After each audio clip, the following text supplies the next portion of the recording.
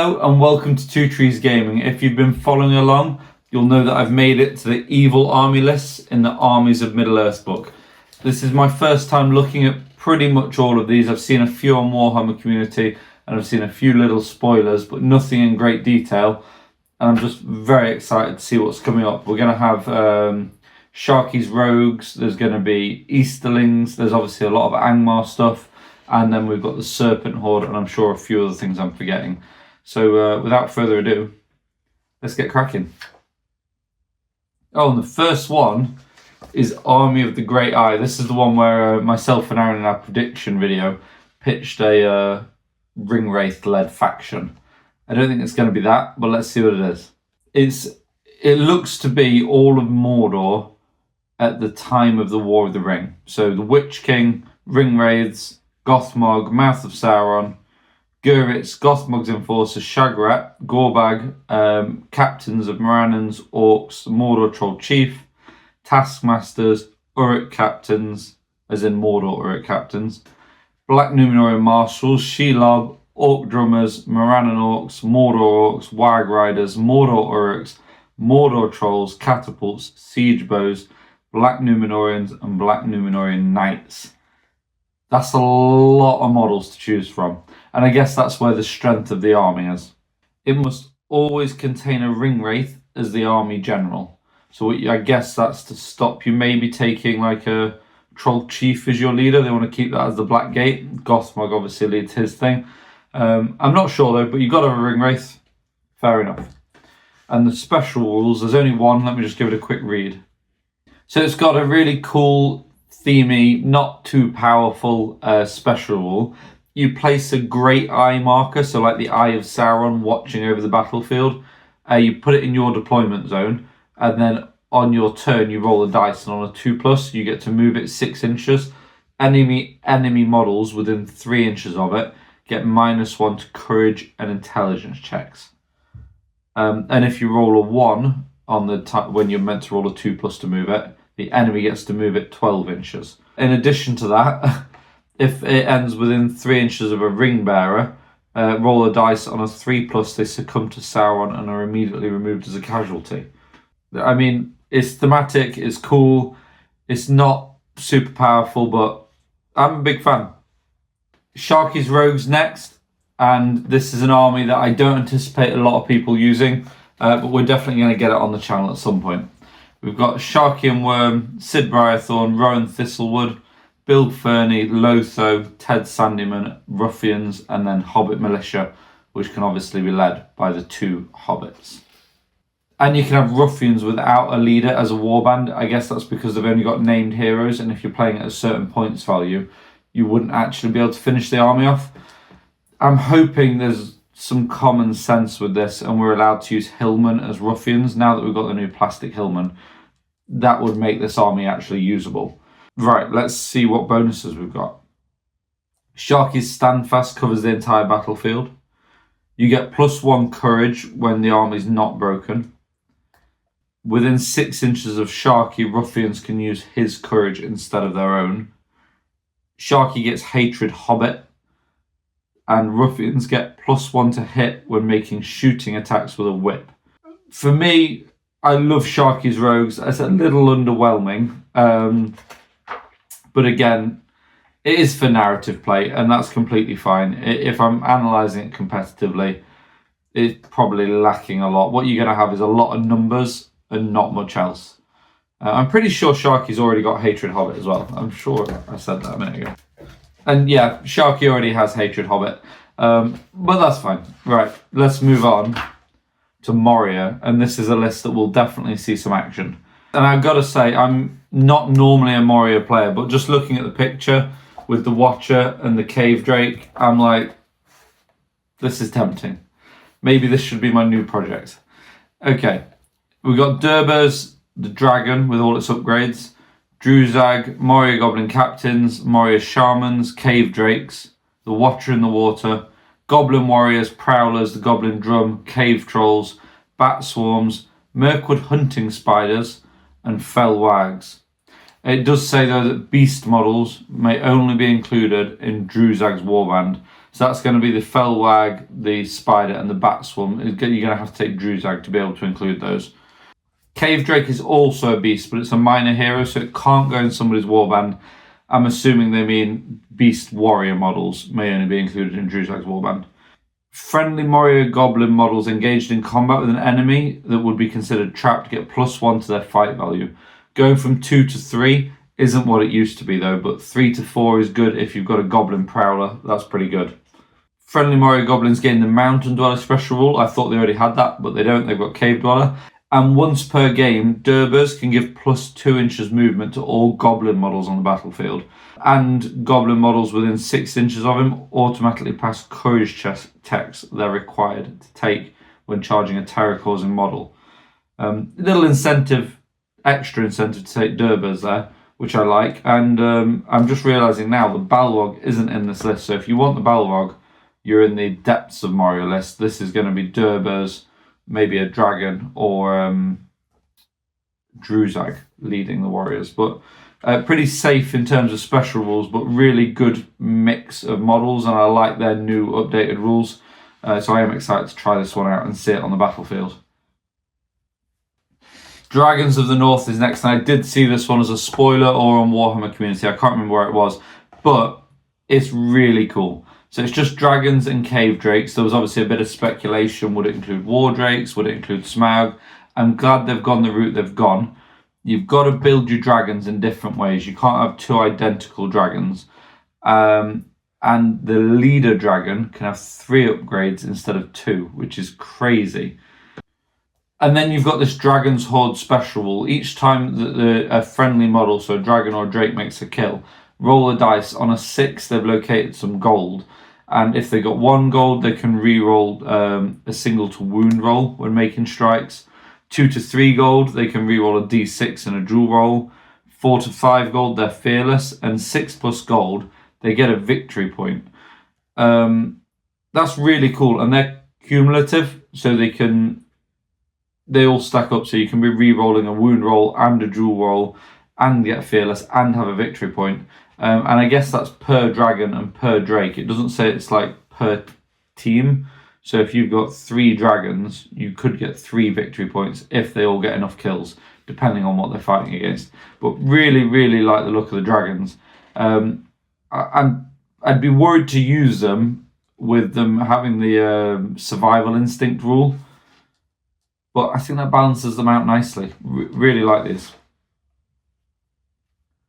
Host of the Witch King is in the Angmar PDF, so we know exactly how that is. Louis took it to the GT and did very well with it. But it's all the spooky guys in Angmar, plus a few orcs, plus a bit of Kharndoom. It's kind of the most mix and match basic Angmar army there is. Orcs within 3 inches of a spirit model are going to cause terror. The Witch King doesn't lose will points for being in combat, and he gets +1 to his fight value when he's in combat with a man model. That takes him to fight value 7, and there are lots of ways to build this, and that's what makes it so good. But it's excellent. Eldrak and the Witch King in combination with each other is terrifying. Equally, the Shadow of Rudar and a Barrow-Wight in combination with the Witch King is terrifying. Big fan of the Host of the Witch King. Very competitive list and can be built really well, and good fun to use and thematic. Shadows of Angmar is one I've not seen on the tabletop, but every time we go to a tournament, me and Aaron talk about maybe I should take it. Gulavar, I think, isn't being used because he's got his 6-inch move. I'm still tempted. It might happen. But basically, you're getting Stalk Unseen with everybody, and then the orcs within 3 inches of a spirit cause terror. And the idea of making a display board, maybe that's kind of all trees where you can't really see any of the models from a certain angle, and then you turn and it reveals them all, could be really cool. Oh, sorry, and there's one little extra bonus to Shadows of Angmar. If an enemy hero model is slain in combat, then for the duration of the following turn, all enemy models get a -1 penalty to courage checks they're required to take, which is a nice little bonus. Birder's Horde we also know about, so this is now less spooky, more brute force, albeit they can just appear next to you. So you've got Birder, Hill Trolls, Wag Chiefs, and then Orcs. And basically, Birder and his warband can appear on the board from a piece of terrain from turn 3 onwards. They get Woodland Creature and Mountain Dweller, and if Birdo kills an enemy hero, he gets Fearless. But it is all about that picking the right spot to pop up in the terrain and using that to grab objectives to outflank the opponent. If you've got wags in that popping up force, they can then move and spread out, and all of a sudden you're covering large portions of the battlefield. Aaron found out at teams that it doesn't have a lot going on before Birdo turns up, but he is a big threat. The Wolf Pack of Angmar is next. It's Wild Wag Chieftains, Wild Wags, Fell Wags, and Werewolves. This was in the Angmar PDF as well, and it's really cool. We've got the Wild Wag Chieftain, that's your general, gains an extra might, will, and fate. All Wag models, so the whole army that's not the werewolves, gain the cavalry knockdown bonus, which is so powerful. If your general suffers a wound, then models treat them as a 6-inch banner, and once per game, as long as your general's alive, you can raise the fight value of your whole army by 1. And you can reroll ones when making strikes. That means you can get fight 6 werewolves. You can get fight 6 wild wag chiefs. I think you use that early and you just hit as hard as you can. I'm super excited for the doubles tournament because Alex and Jonathan on our Patreon are taking the Wolf Pack of Angmar, but they've made it the Wool Pack of Angmar, and it's going to be sheep and wolves and things. And I hope they don't mind me spoiling that, but it's definitely something to look forward to if you go into doubles. And then we've got Khan Doom, which is the last of the Angmar armies, and this is Host of the Witch King without all the spookies. It's just the Khan Doom half. So you've got the Orcs, you've got Wag Riders, you've got Hill Trolls, which are crucial for this list in my opinion. And then it's Aldrak Frecht, Captains of Khan Doom, and Warriors of Khan Doom. Friendly warrior models get +1 fight value on a turn in which they charge. That means it's going to affect the Hill Trolls. So you're going to have fight 7 Hill Trolls going in and fight 4 Warriors of Khan Doom. And that jump from 3 to 4 is massive. Friendly banners are 6 inches rather than 3. And if a Khan Doom hero slays 1 or more enemy models in combat, then the following turn, they get +1 to their fight value as well. So that's heroes. If they get the kill, they get +1 fight, and warriors when they charge. But love all the Angmar lists. I love they've got their own little flavour now, and it's not just here's Angmar, do what you want. It's like broken up into little sections, and this is one of the army lists that I think has benefited really well from the new army list building function. It's really, really cool. I think if I was choosing out of Host of the Witch King, Shadows of Angmar, Birdo's Horde, the Wolf Pack, and Khan Doom, I would actually go with Khan Doom. The models are just so nice. Easterlings are next, and they are Amdor, Easterling Captain, Cataphract, War Priest, Dragon Knight, Warriors, Cataphracts, Black Dragons, Dragon Cult Acolytes, and the Wardrakes of Ruin. So they have separated out Easterlings from the Dragon Emperor's Legion.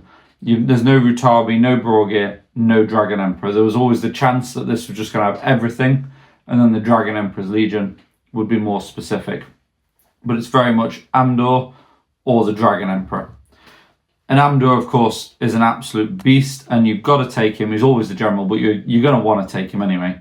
They get +1 to courage when they're broken, and you can re-roll if the game ends when you don't want it to. When you're broken, Easterling heroes gain the Fearless special rule, and you gain Ancient Enemies Gondor, which is going to let you re-roll ones against Gondor warriors. I think the strongest element of the Easterlings is in their profiles. Amdor is just a beast. It's all about Amdor, and maybe even combining him with a War Priest to power him up even more. But I do like those special rules, and I like they lean in to being broken, and then the game changes a little bit. If you know the game's going to end on a 1 or a 2, you can throw yourself in, try and get as many kills as you can, not maybe play cautiously. If you can break the opponent at a similar time to you break, you know you're going to stick around a lot longer because your heroes will be fearless, you get +1 courage, and then if you're not winning, you can always re-roll that scenario. I like all that kind of synergy. Let's see how the Dragon Emperor is looking. So we've got the Dragon Emperor, Rutabi, Borgir, and then all the Easterling warriors and generic heroes, the captains, Cataphracts, War Priests, Dragon Knights, Black Dragons, Acolytes, and then the Wardrake of Ruin. And there's only 2 special rules. Friendly Easterling hero models may re-roll a single d6 in a duel roll, which is what it had before, I think, but it's very useful. And friendly models supported by 2 other friendly models gain a bonus of +1 to wound when making strikes. Friendly models supported by 2 other friendly models gain a bonus of +1 to wound when making strikes. That's really good. So if you've got a Easterling phalanx, especially if you're behind a Dragon Cult Acolyte, and it doesn't say it can't be heroes either. So you could stick 2 pikes behind Rutabi. She's fight 6 on the front. She's already got 3 attacks. That goes up to 5. She's then getting +1 to wound. She's killing everything. I wasn't expecting that. I think I like it. I like that it makes you fight in a phalanx. I think in truth what it'll probably do is you'll spread your line thin and then pick and choose where you want to kill. If I was taking this, I'd probably take an even amount of, just looking at it now anyway, I'd probably take an even amount of shields and pikes, and then depending on where the enemy engages, I would rearrange those pikes so I could get 3v1s and then shield on the in-between so I can guarantee kills where I need them, rather than just march in one big block. But combined with the Black Dragons being fight 5 near the heroes, the Dragon Emperor is obviously really good himself. You have to take the Dragon Emperor, of course, which is a little bit of a tax, but he's almost worth the points. I really, really like the look of that list. Very cool. And I like there's 2 Easterling armies now. So Aaron's got his Easterlings painted red and gold with Andor. Maybe I should do like a purple and silver Dragon Emperor, and we can have an Easterling off. Find out who the true King of Ruin is or something. Could be very cool. And grindy. 3 left, and it's the Serpent Horde next. And the Serpent Horde does have a special place in my heart, so I'm hoping they get something good. I've not seen this at all. So we've got Suladan and Raza as your named heroes. Then it's Harad Chiefs, Taskmasters, Mumakil, Harad Warriors, Harad Raiders, Serpent Guard, and Serpent Riders. And you have to take Suladan, and you can take 50% bows. That's probably because of how they come in the box. Friendly models with poison attacks bows, exchange it for poison attacks on all weapons, so you can reroll ones when using your spears. So long as Suladan has will points remaining, friendly elite models gain the Sworn Protector Suladan special rule. So that's going to be the Serpent Guard getting the Bodyguard rule, which I thought maybe they'd come with on their profile, so I'm here for that. And then we've got Lethal Toxins. Once per game, at the start of any fight phase, Suladan can use this special rule as long as he's alive and on the battlefield. If he does, friendly Harad models gain the Bane of Kings special rule until the end phase of the turn. It's treated as an active ability belonging to Suladan. So that is a pseudo betrayer from the old edition where he'd let you fully re-roll all your failed wounds. I like it's a little homage to that. It's very cool. It's just across the whole battlefield as well. It's not within a range of Suladan. So if you've got all mounted Harad Raiders, they can hit up one flank, and then your main battle line, and they can all just be re-rolling all failed wounds. That's really, really cool. Like it. Umbar, which I did see, the special rule for Umbar. It was very hard to avoid that. It's really, really cool. If you've not seen it, you're in for a little bit of a treat. So we've got Dalamar, Delgamar as your named heroes, and then there's Harad Chiefs, Hashari, Corsairs, Corsair Captains, Bosuns, Black Numenorian Marshals, Harad Warriors, Corsairs of Umbar, and Black Numenorian Warriors. And you have to take at least one Hashari, which is not what I expected going into the list. But it's because of this special rule, Seize Command. So basically, Umbar is like a seedy underworld run by assassins, and if your general only has 1 wound remaining and is within 3 inches of a Hashari can kill the general, remove him as a casualty, and then you elect a new general. It has to be the next model with the next highest heroic tier, and if they're even, you just pick one. And then that model becomes the victory points for killing the enemy general. I'm absolutely loving that. I'm loving the idea that I could kill my own general to get myself to 25%, and then deny the opponent the victory points for killing the general, ending the game and meaning I win. It's a very unique, specific set of circumstances, but every time I use Umbar, I'll be trying to do that. Friendly models gain the Stalk Unseen special rule, which is really good as well, especially with a boatload of crossbowmen. That's very powerful. And then they gain Hatred Gondor, which obviously Gondor is very popular, could also be useful. Really cool army Umbar, lots of different ways to build it as well, especially with the Black Númenóreans, although there are no Númenórean knights, so you aren't taking any cavalry. But really cool list, that, really cool. So the next army is the Grand Army of the South. I'm not going to go into massive detail, but it's a mix of Easterlings, Corsairs and Haradrim. It's the Easterling half, so it's Amdor, not the Dragon Emperor. Suladan, Dal'Amar, Raza, Delgamar, and the Movement War Leader. They're your named heroes, and then you've got all the different troop options. And the army bonus is pretty simple. You just get +1 courage for any courage check you're required to take. It's a really varied list of models, and that's how you make it work. I think compared to Defenders of Pelennor or Legions of Mordor, it's maybe not got as much going on.